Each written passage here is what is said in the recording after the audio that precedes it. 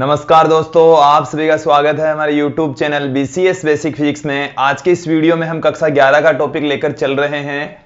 हम NCERT की पाठ्य पुस्तक के अकॉर्डिंग 6th चैप्टर में चल रहे हैं, कार्य, ऊर्जा एवं शक्ति। आज के इस वीडियो में हम देखेंगे बल तथा विस्थापन के मध्य ग्राफ, बल और विस्थापन के मध्य खींचा गया वक्र किस प्रकार का प्राप्त होता है। देखिए दोस्तों, हम आपको बता दें कि यदि हम एक एक्सिस के ऊपर बल तथा दूसरी एक्सिस के ऊपर यदि विस्थापन लेते हैं तो बल तथा विस्थापन के मध्य खींचे गए ग्राफ का जो क्षेत्रफल होता है वो सदैव कार्य को व्यक्त करेगा। क्योंकि एक एक्सिस के ऊपर बल है, दूसरी एक्सिस के ऊपर विस्थापन है, और बल और विस्थापन का जो गुणन होगा उसको हम कार्य कहते हैं। अर्थात वक्र का जो क्षेत्रफल होगा, बल एवं विस्थापन के मध्य खींचे गए वक्र का जो क्षेत्रफल है वो सदैव कार्य को प्रदर्शित करता है दोस्तों। तो यहां पर हम बात करेंगे बल एवं विस्थापन के मध्य वक्र। तो यहां पर सबसे पहले हम ए बिंदु लेकर चल रहे हैं दोस्तों। इसमें हम दो पार्ट लेंगे कि यदि बल का मान नियत हो और परिवर्ती बल हो, उस कंडीशन में जो कार्य होगा वो क्या होगा, उनके मध्य जो वक्र होगा वो किस प्रकार का होगा, वो यहां पर हम देखने वाले हैं। तो सबसे पहले हम बात करेंगे जब बल नियत हो, जब बल का मान नियत हो, बल का मान नियत हो, इसका मतलब है कि बल है वो फिक्स है, बल चेंज नहीं हो रहा है, बल की वैल्यू है वो नियत है, कांस्टेंट है। उस कंडीशन में हमारे पास में जो वैल्यू होगी, जो ग्राफ होगा वो किस टाइप का होगा, अब यहां पर देखने वाले हैं। देखिए, एक तरफ हम ले रहे हैं बल, दूसरी तरफ हम लेंगे विस्थापन। इस तरफ हमने ले लिया है दोस्तों बल, जिसे हम एफ से प्रदर्शित कर रहे हैं, वाई एक्सिस की ओर लिया है। ये इस तरफ हमने लिया है विस्थापन, और विस्थापन को हम अक्ष से पुट करते हैं और अक्ष एक्सिस की ओर हमने लिया है। तो देखिए दोस्तों, यदि हम विस्थापन को यहां से कंसीडर कर लें कि ये R1 बिंदु से लेकर R2 तक विस्थापित होता है, या यहां से R1 से लेकर R2 तक जो विस्थापन है वो है डेल्टा R वेक्टर, देन यदि बल की वैल्यू नियत रहती है, बल का मान नियत रहता है, तो देखिए दोस्तों किस प्रकार का ग्राफ प्राप्त होगा, समझ लेंगे कि यहां से हमारे पास में इस टाइप का ग्राफ प्राप्त होने वाला है कि R1 दूरी से R2 स्थिति सदिश तक यदि पिंड विस्थापित होता है और बल उसके ऊपर एक समान लग रहा है, जैसे हम कंसीडर कर लें कि इस स्थिति में जो बल का मान है वो F है, तो यहां से लेकर यहां तक की जो वैल्यू है वो दोस्तों F है, यहां से लेकर यहां तक का जो विस्थापन है वो डेल्टा R वेक्टर है। ये जो डेल्टा R वेक्टर है वो है दोस्तों, ये R2 है, ये R1 है, तो यहां पर हम इसको R2 माइनस R1 से भी पुट कर सकते हैं। R2 vector minus R1 vector से भी इसको पुट किया जा सकता है दोस्तों। तो ये है एक समान बल के अधीन बल तथा विस्थापन के मध्य खींचा गया ग्राफ। अब देखिए दोस्तों, इस ग्राफ से हमारे पास में क्या रिजल्ट निकलेगा कि इस ग्राफ की इस वाली भुजा की वैल्यू है F, इस वाली भुजा की जो वैल्यू है दोस्तों वो है F, और इस वाली भुजा की जो वैल्यू है वो है डेल्टा R, जो कि विस्थापन को रिप्रेजेंट करता है। ये वाली भुजा बल को रिप्रेजेंट करती है। तो इस पूरे ग्राफ का जो क्षेत्रफल होता है, ये जो ग्राफ हमने खींचा और इस ग्राफ के द्वारा अक्ष एक्सिस के द्वारा घेरा गया जो क्षेत्रफल है, ये वाला जो क्षेत्रफल है दोस्तों, वो यहां पर कार्य को प्रदर्शित करता है, कार्य को रिप्रेजेंट करता है। तो यहां पर हम इसको यदि नाम दे दें, ये वाला बिंदु O, इसको हम कह दें A है, ये वाला बिंदु है वो B है, ये बिंदु C है, और ये वाला बिंदु D है। तो जो ग्राफ के अंदर भाग है A B C D, इसका जो क्षेत्रफल है वो कार्य को रिप्रेजेंट करता है। हम देखिए दोस्तों, यहां पर इस प्रकार से कह देंगे कि छायांकित भाग का क्षेत्रफल, छायांकित हमने यहां पर इस चौक से इसको छायांकित किया है, तो इसका जो क्षेत्रफल होगा वो क्या होगा, छायांकित भाग का क्षेत्रफल। तो छायांकित भाग का दोस्तों यहां पर आप देखेंगे लंबाई गुणा चौड़ाई के अकॉर्डिंग F वेक्टर, इंटू, यहां पर यदि मैं परिमाण के रूप में लिखूं तो F vector into delta R के रूप में इसको पुट किया जा सकता है दोस्तों। तो छायांकित भाग का जो क्षेत्रफल है वो एफ इंटू डेल्टा आर, यह है बल गुणा में विस्थापन। इसको हम ऐसे भी कह सकते हैं कि ये बल गुणा में क्या है दोस्तों, विस्थापन, और बल गुणा में जो विस्थापन होता है वो होता है कार्य। तो यहां पर हम बता देंगे कि जो बल और विस्थापन के मध्य खींचा गया ग्राफ है उसका जो क्षेत्रफल है वो कार्य को रिप्रेजेंट करता, कार्य को प्रदर्शित करता है। तो देखिए दोस्तों, यहां पर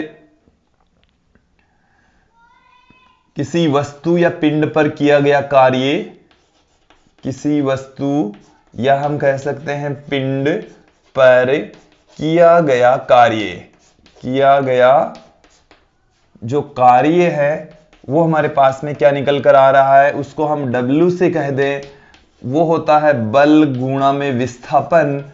और बल गुणा में जो विस्थापन होता है उसको हम F इंटू डेल्टा आर से पुट कर सकते हैं। और F इंटू डेल्टा आर होता है कि बल और विस्थापन के मध्य खींचे गए ग्राफ का क्षेत्रफल।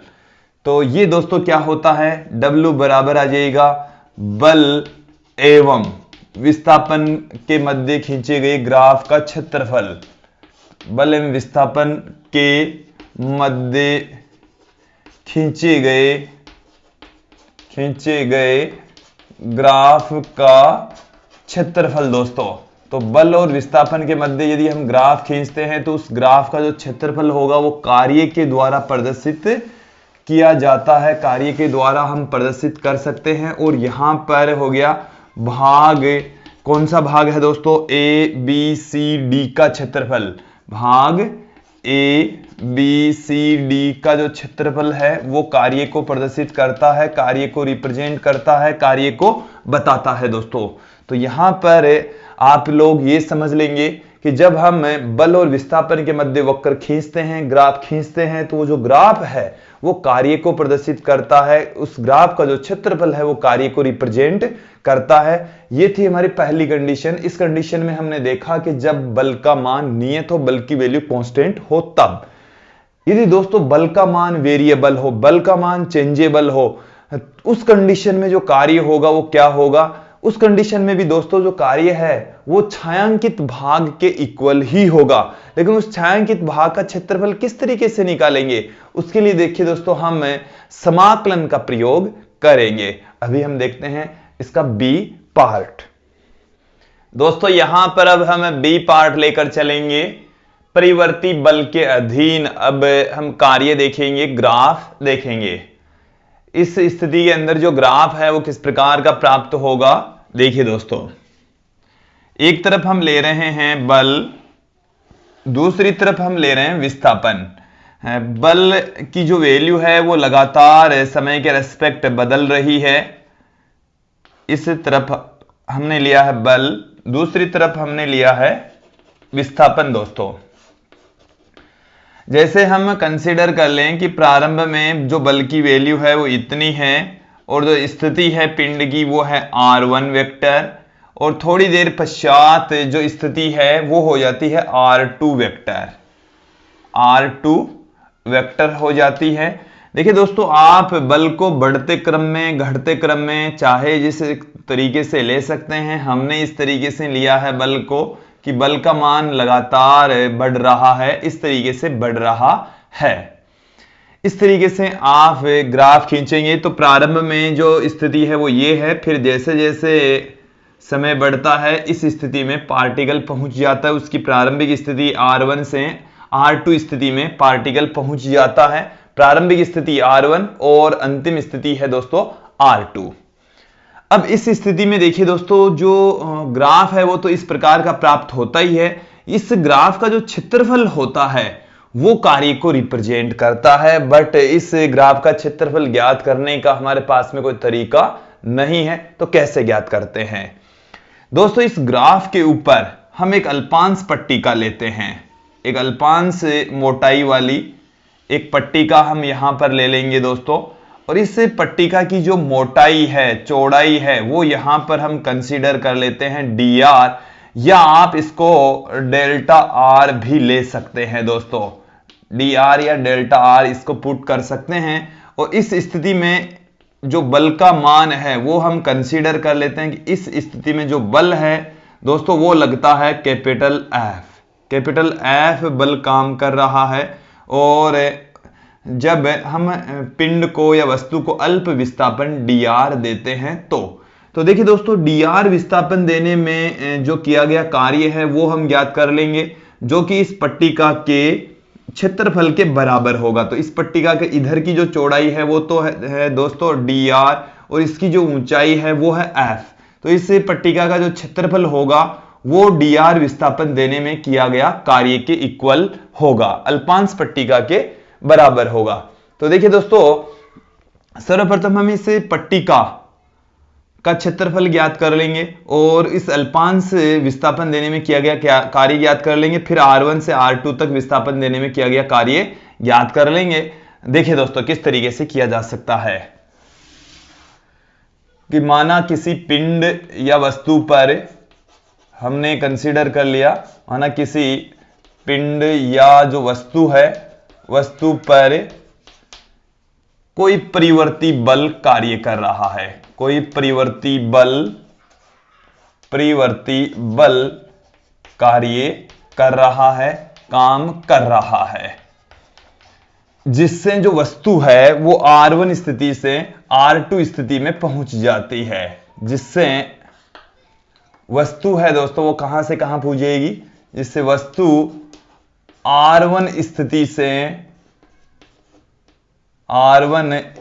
से R2 स्थिति में पहुंच जाती है, R2 स्थिति में पहुंच जाती है दोस्तों। अब जो ग्राफ है कार्य बल तथा विस्थापन के मध्य खींचे गए ग्राफ का जो क्षेत्रफल है वो कार्य को प्रदर्शित करता है। देखिए दोस्तों, मैं यहां पर पुट कर देता हूं। हम जानते हैं बल एवं विस्थापन के मध्य खींचा गया ग्राफ का क्षेत्रफल, बल एवं विस्थापन के मध्य खींचे गए ग्राफ का क्षेत्रफल, खींचे गए ग्राफ का क्षेत्रफल, खींचे गए ग्राफ का जो क्षेत्रफल है दोस्तों वो कार्य को प्रदर्शित करता है, कार्य को प्रदर्शित करता है, कार्य को बताता है दोस्तों। तो यहां पर हम सर्वप्रथम क्या करेंगे, इस ग्राफ का क्षेत्रफल ज्ञात करने के लिए हम ये ज्ञात कर लेंगे, कार्य ज्ञात करने के लिए कि अल्पांश विस्थापन डी आर देने में या डेल्टा आर देने में किया गया कार्य ज्ञात कर लेंगे, फिर संपूर्ण ज्ञात कर लेंगे। तो वस्तु को डी आर या डेल्टा आर भी दोस्तों आप पुट कर सकते हैं। तो डी आर विस्थापन या डेल्टा आर लेना चाहो तो डेल्टा आर भी ले सकते हैं, दोनों एक ही बातें हैं दोस्तों। डेल्टा आर विस्थापन देने में किया गया कार्य, विस्थापन देने में किया गया कार्य। तो देखिए, किया गया जो कार्य होगा वो इस अल्पांश पट्टिका कि डी जो कार्य होगा वो अल्पांश पट्टिका के क्षेत्रफल के बराबर होगा। तो डी आर मोटाई वाली या डेल्टा आर मोटाई वाली, डेल्टा आर मोटाई वाली अल्पांश पट्टिका के क्षेत्रफल के बराबर होगा। तो डेल्टा आर अल्पांश मोटाई वाली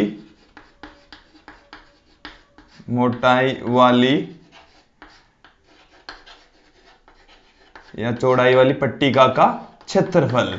तो देखिए दोस्तों, इस अल्पांश पट्टिका का जो क्षेत्रफल है, जो कार्य होगा उसको अल्पांश पट्टिका की वजह से, अल्पांश विस्थापन देने की वजह से जो कार्य है उसको हम अल्पांश की फॉर्म में पुट करें, डेल्टा डब्ल्यू के रूप में लिखा। इस पट्टिका का क्षेत्रफल क्या आएगा, इसकी जो ऊंचाई है वो तो एफ है, चौड़ाई है वो डेल्टा आर है। तो एफ इंटू डेल्टा आर हमारे पास में आ जाएगा दोस्तों।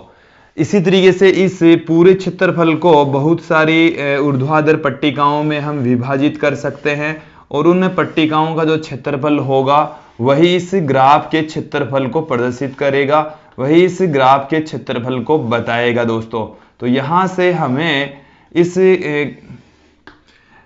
पूरे क्षेत्रफल की वैल्यू फाइंड आउट करने के लिए सर्वप्रथम एक पट्टिका की निकाल ली हमने, फिर संपूर्ण पट्टिकाओं के लिए हम इसका समेशन कर देंगे। इस प्रकार संपूर्ण ग्राफ का क्षेत्रफल, संपूर्ण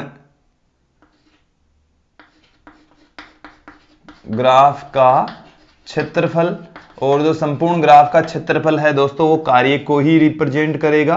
डेल्टा डब्ल्यू का समेशन कर दिया हमने, तो एफ यहां से summation F into delta R, हम इसको इस तरीके से पुट कर देंगे दोस्तों समेशन के रूप में, और ये कुल कार्य को रिप्रेजेंट करता है। और इसे हम इस तरीके से भी पुट कर सकते हैं, इसको उपरोक्त को समाकलन के रूप में हम लिख देंगे। तो उपरोक्त को समाकलन के रूप में, देखिए समेशन और समाकलन दोनों ही जोड़ को रिप्रेजेंट करते हैं। यदि कोई फलन, कोई राशि सतत होती है तो समेशन को समाकलन में कन्वर्ट किया जा सकता है। उपरोक्त को समाकलन के रूप में लिखने पर, समाकलन के रूप में